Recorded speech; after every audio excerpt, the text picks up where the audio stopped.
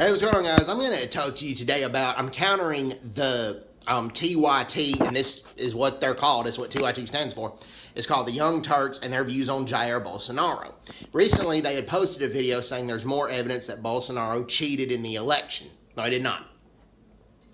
They claim that Sergio Moro basically ordered the jailing of Lula da Silva, put him in solitary confinement, and there was collaboration between the prosecutors and the Chief Justice Sergio Moro to do that to Lula da Silva. Now, whether if that took place or not, it's not cheating. Let me explain this, okay? There was a big corruption scandal in Operation Car Wash involving a construction company that was in collaboration with the Brazilian Workers' Party. And basically, the Brazilian Workers' Party accepted bribes from the construction company so the Brazilian government could award them big contracts. And while Lula da Silva was not necessarily directly involved in that, he knew that was going on. And he did not do anything about it. He didn't punish any of the officials. He kept his cabinet members in power that he knew were doing that. And by law, you were charged with being an accessory to corruption. It's early in the morning, so my apologies for stuttering accessory.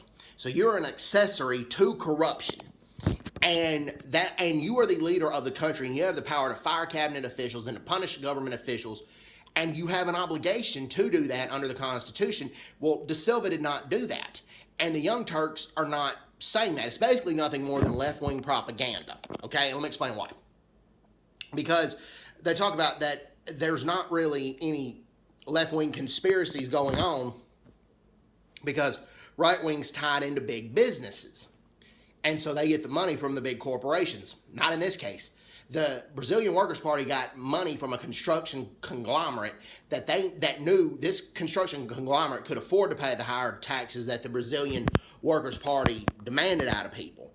And they wanted to put smaller businesses out of competition.